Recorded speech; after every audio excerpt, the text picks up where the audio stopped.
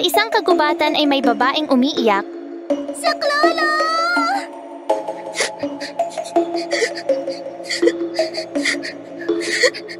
What happened, Vela? Why crying again? I know. Vampire, right? Vampire will fate me. Edward! What are you doing here? I trusted to protect Vela, but you did not. I will surely die, Edward. I will surely die. From now on, she is mine. I have died every day waiting for you. Darling, don't be afraid. I have loved you for 1,000 years. I love you for 1,000 more. Hinahabol ako ng isang aswang. Hindi ko alam kung vampire ba, pero napakabilis niya gumalaw. Sa likod mo! Capu, capu, cappuccino, assassino! Capu, capu, cappuccino, assassino! Si Boss G ay isang gwapong milyonaryo na aswang master at seller. Isa siyang albularyo opa. Ang kanyang mga kaibigan ay may kanya-kanya ring mga kapangyarihan at kakayanan. Para malabanan ang dumaraming mga aswang na umaatake dito sa mundo, binuo nila ang isang grupo na tinatawag na GWAFO, ang Greatest Worldwide Aswang Fighters Organization. Ang mga miyembro nito ay tinatawag na mga aswang fighter at sila ang tagapagtanggol ng universe laban sa mga aswang. Ang saya! Mga katoto, i-like ang video na ito at mag-subscribe kay Boss G. Napakabilis na mag-animate, super gwapo pa. Subscribe na! Boss G Animation presents Brainrot Kung Aswang, Vampire, right? Tung Tung Tung Sahur versus Cappuccino Assassino. Hello sa inyo. Ako si Boss G, ang pinakamabilis na animator sa Pinas. Kung bago ka lang dito sa aking channel, mag-like and subscribe na para masubaybayan mo itong bago kong series. Ang tawag sa bagong series na ito ay Brainrot Kung Aswang, kung saan kaming mga aswang fighters ay lalabanan at huhulihin ang mga bagong brainrot na aswang gaya ni Tung Tung Tung Sahur at Tralalero Tralala. Gusto niyo ba yon? Yes, Master. By the way, mahilig ba kayo uminom ng kape? Ako mahilig ako uminom ng kape, pero mas gusto ko inumin yung mga frappe coffee. Gusto ko kasi yung malamig na kape. Masyado na kasi akong hot. Ang gwapo mo talaga, Boss G. Boss G, mahal na ata kita. Anyway, alam nyo ba na merong mga kapeng aswang? Merong pangang kape na aswang na nga, ninja assassin pa. Paano kapag ganun yung kape? Iinumin mo pa kaya? At tungkol dyan ang kwento natin sa episode na ito. Ang title ng kwento natin ngayon ay Cappuccino Assassino, ang kapeng assassin ng mga rude entitled customer at ng mga nang-aapi ng mga barista. Nagsimula ang kwento nang ang mga broke boys na sila Tipaklong at DJ ay tinuturuan kung paano makakuha ng jowa ang totoy na si J-Ban. Madali lang makakuha ng chicks! Simula ngayon, J-Ban, ako na ang master mo sa kagwapuhan! Ituturo ko sa iyo paano magkaroon ng chicks! Ang saya! Paano mo naman matuturuan si J-Ban paano magka-jowa? Ikaw nga Tipaklong wala kang jowa eh. Lagi ka pang busted sa mga chicks. Ibahin mo ko ngayon, DJ. Brand new series na eh. Brand new series, brand new me. Meron din akong mga bagong style na pang diskarte sa mga chicks. Sana all. Halimbawa, alam mo ba na maraming mga chicks ang gusto ng kape? Kaya kapag niyaya mo sila ng coffee date, malamang sasama sila. Ayaw nyo maniwala? Sige, papatunayan ko sa inyo. Nakikita nyo ba yung si Sweetie, ang pinakasikat na cheerleader sa buong Pogi University? Panoorin mo ko ngayon, J-Ban. Ipapakita sa'yo ng master mo kung paano dumamoves. Hi, Sweetie! Ano na naman yan, Tipaklong? Ang ganda-ganda ng araw ko eh. Biglang pumangit nang nakita ko yung pangits mong mukha. Relax ka lang, Sweetie. Yayayain lang naman kita magkape. Libre ko! Libreng kape? Bakit di mo naman kagad sinabi, Tipaklong? Mukhang effective yata ah. Ang ganda kagad ng smile ni Sweetie. Mukhang totoo yata na coffee is life. Sakto!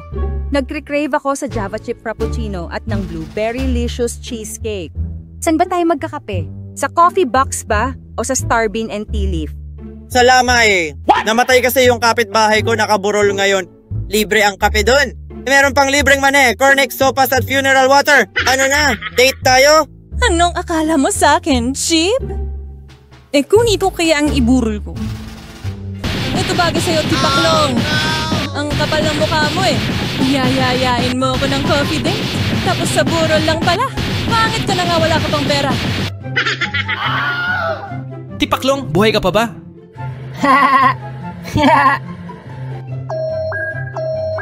Tumutunog na yung alarm na binigay ni Boss G. Ibig sabihin pinapatawag tayo sa secret base ng Guafo. Bad timing naman si Boss G. Konti na lang mapapapayag ko na makipag-coffee date sa akin si Sweetie Aswang, Fighters, J-Ban, Tipaklong at DJ. Pinapatawag kayo sa Guafo Secret Base para sa isang secret mission. Sige, i-teleport mo na kami. Teleporting. In 3, 2, 1. Wow! Ang bilis! Na-teleport kagad tayo dito sa Guafo Secret Base. Oh yeah! At si Toto yun, di ba? Wow, meron siyang kape. Buti pa si Toto may pambili ng kape sa coffee box. Sana all. Toto, pengen naman. Ayoko nga. Bumili ka ng sarili mo, Tipaklong. Ang damot mo naman, isang sip-sip lang. Ayoko nga sinabi di parang nag-indirect kiss na tayo nun. Bumili ka na lang kasi ng sarili mo. Paano bibili ng sariling kape si Tipaklong? Wala nga siyang pera. Isa siyang brokey. Oh no! Toto, may pera ka nga pambili ng kape pero mas pogi pa rin ako sa'yo. What? Talaga lang baka nakakalimutan mo ako ang voted pinaka-pogi last year at sa nakaraang Shokoy series. Tsamba lang yun! Ganito na lang. Kapag natalo mo ako sa pagiging pogi sa episode na ito, ililibre kita ng kape sa coffee box. Sige, payag ako. At kapag natalo naman kita sa pagiging pogi sa episode na ito, tanggal ka na sa channel mo na kababalaghan. Ako na ang magiging bida sa mutya. At leading ladies ko na sila Eugene, Selly at Abe. Sige, ako ang bahala. Sige, sasali rin kami ni J-Ban sa papogian. May libreng kape Miss Narrator, tanungin mo na ang mga audience kung sino ang pinaka-pogi sa aming apat. Mga viewers, sino ang pogi? Si Toto, si Tipaklong, si DJ o si J-Ban? Comment down below. Tung tung tung tung tung tung tung tung tung sahur. Wala kayo sa kape ko. Hindi ko lang hinihigop. Jowa ko pa. Ballerina cappuccino. Ang hot mo talaga, bebe ko. Tung tung tung sahur. Ingat ka sa sinasabi mo, baka ma-demonetized tayo. Buhay papalayang si Tung Tung Tung dya. Kayo lang naman ang madudumi ang isip. Talaga namang mainit at hinihigop ang kape. Tung tung tung sahur. Bakit kayo nandito? Sinamon kami ni Master Boss G. Meron daw kasing bagong secret mission ang Guafo at may kinalaman ito sa mga Italian brainrot na mga aswang. Sakto ang dating ninyo. Ngayong kompleto na tayo, panoorin muna ninyo itong balita bago ipaliwanag ni Lolo Busting ang ating mission. Masamang balita!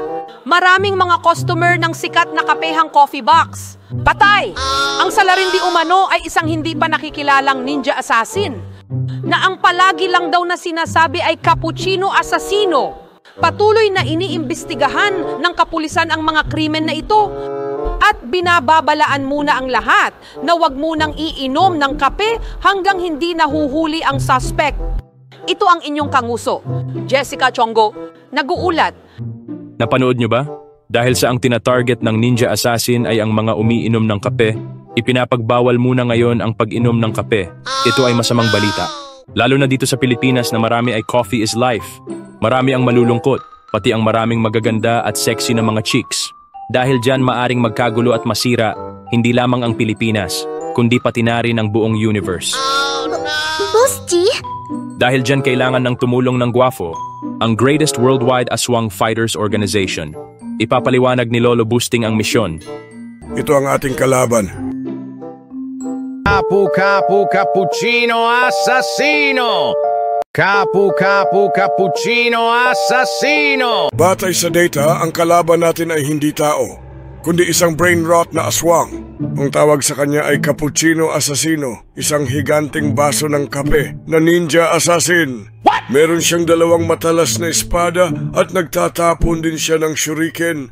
Ang weird na talaga ng mga aswang ngayon. Yung mga aswang sa panahon ko gaya ng kapre, sigarilyo lang sapat na.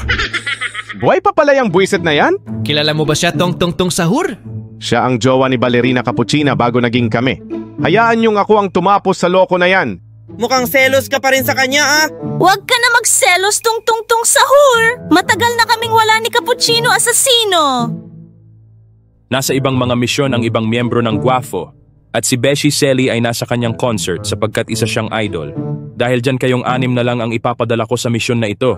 Sasama rin ako para hulihin si Cappuccino Assassino at idagdag siya sa aking mga aswang collection. Huli siyang na-detect ng Boss G system sa isang gubat sa Nueva Ecija. Toto, sabihin mo na yung lagi mong sinasabi para mapunta na kagad tayo doon. Aswang Fighters, assemble! Wow, ang bilis. Nandito na kagad tayo? Siyempre cartoons tayo eh. Ito ba ang kapangyarihan ng pangil ng kidlat? Sabi kasi ni Lolo Boosting pang teleport daw yun eh. At minas-produce ni Boss G at inilagay sa Boss G system. Kaya pala teleport na lang ng teleport tayong mga Guafo. Genius talaga si Boss G. Baka pwede ko rin itong gamitin minsan para mag-teleport sa banyo nila Crush habang nasa bathtub siya. Oh yeah! Saklolo! Tulungan niyo ako. Wow, cheeks! Anong problema magandang binibini? May humahabol sa akin na isang ninja at balak niya akong tapusin. Humingi ako ng tulong sa isang lalaki na nakasalubong ko. Subalit siya man ay sinaksak noong ninja na mukhang malaking baso ng kape. Confirmed, Boss G! Yun nga si Cappuccino Assassino! Huwag ka nang mag-alala magandang binibini at nandito na ang Guafo, ang greatest worldwide aswang fighters organization. Ako si Boss G, isa akong aswang master. At huhulihin ko ang ninja na aswang na yon. Maraming salamat. Hindi ka lang pala pogi. Mabuti rin ang iyong puso. Cappuccino Assassino! Cappuccino Assassino! I will surely die. I will surely die. Pagbabayaran mo yung kasamaan! Kasamaan? Huwag mo nga akong patawanin. Kayong mga tao ang tunay na masasama. Minsan din akong naging tao at naranasan ko ang inyong kasamaan. Isa lang ako dating simpleng gwapo na barista sa sikat na kapehang Coffee Box. Araw-araw nagsisikap magtrabaho para may maipambili ng pangangailangan ng pamilya. Subalit araw-araw din ako nakakaranas ng kasamaan ng mga tao. Maraming mga customer ang ako ay sinusungitan, minamaliit at pinagagalitan. Minsan dahil nababagalan sa pagkuha ng kanilang mga order. At minsan dahil sa nagkakamali ako ng pagsulat sa kanilang pangalan sa kanilang kape. Araw-araw ko tiniis ang pangmamata at pangmamaliit ng mga rude entitled customers hanggang sa nakilala ko ang maganda at sexy na misteryosang babae na si Janine. Masama ang mga tao, kaya kailangan na silang tapusin. At ang mga aswang ang dapat maghari sa mundo. Kaya kong gumawa ng mga bagong aswang gamit itong mahiwagang salamin. Salamin, salamin. Ha?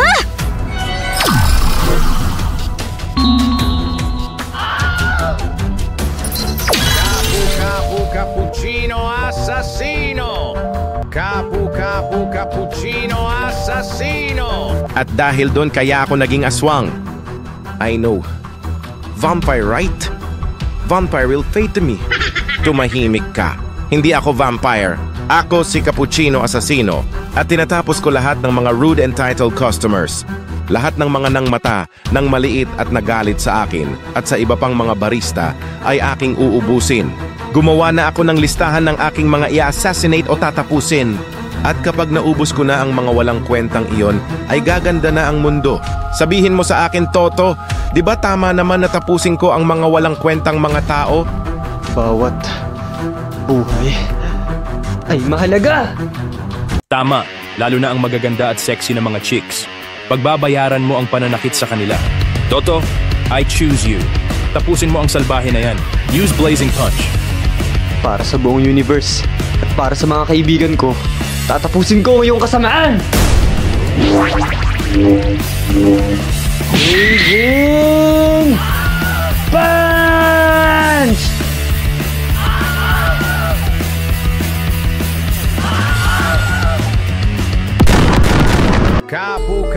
Cappuccino Assassino!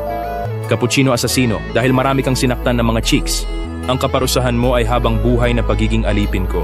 Gagawin kitang barista sa aking cafe na puno ng rude and entitled customers. Tapos hindi pa kita bibigyan ng sahod. Tapusin mo na lang ako! Aswang Ball, trigger!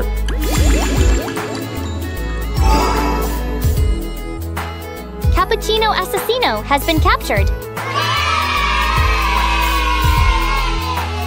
Boss G, bakit hinuli mo pa yon? Ang yabang-yabang, isang suntok lang pala ni Toto. Mahina lang naman talaga si Cappuccino Assassino. Gaya ng sabi niya, isa siyang barista. Hindi naman talaga siya ninja. Ginagaya niya lang yung mga napanood niya sa anime na nautong sipunin. Isip bata talaga yun eh. Ang mahalaga ay wala na ngayong mananakit sa mga magaganda at sexy na mga chicks. Mission accomplished. Nawa natuto rin ang mga viewers natin na tratuhin ng tama. Hindi lamang ang mga barista, kundi yung iba pang mga service crew. Hindi biro ang trabaho nila, lalo na kapag maraming customers. Sige kayo, baka maging ninja rin sila at isama nila kayo sa kanilang hit list. Wow, Boss G! Kailan ba nagkaroon ng ginintuang aral ang Boss G Animation? Sabi sa inyo malalim ang istorya ng Boss G Animation eh. Hindi lang to brainrot at kabastusan. Subscribe na! Sige, alis na kami nitong bago kong chicks na si Bella. Salamat sa pagliligtas sa akin, Boss G. Sayong-sayo na ako. Saan tayo punta? Punta muna tayo ng coffee box, magkakape tayo doon. Tapos dadalhin kita sa mansion ko, pagkatapos ay... Kukwentuhan kita! Sana all, kagaya ni Boss G, may kakwentuhang magandang chicks. Sana paglaki ko, maging gwapo at mabilis din ako sa chicks, gaya ni Boss G. Wow, buhay pa pala ang tao na yan. Oo nga, hindi ka ba naubusan ng dugo? Ang totoo niyan ay hindi ako pangkaraniwang tao. Ako si Jacob Brown, isa akong werewolf o gabunan. Kaya mabilis ako gumaling. Family-friendly ang aming channel. Walang namatay on screen sa video na ito. Subscribe na! Mabuti pa bilang pagtatapos, kantahan mo na lang kami, Jacob. Kumanta na ako kanina eh. Pwede ba si Toto na lang? I have died every day waiting for you. Darling, don't be afraid. I have loved you for 1,000 years. I love you for 1,000 more. I know. Vampire, right? Ang saya! Maraming salamat sa panonood. Kung nagustuhan nyo ang ating video, mag-like and subscribe na kayo. Kung gusto ninyo malaman kung bakit hinuhuli ng mga aswang fighters ang mga brainrot na aswang, panoorin nyo itong full movie sa kanan na Shokoy kontra Brainrot na Aswang. Hehehe.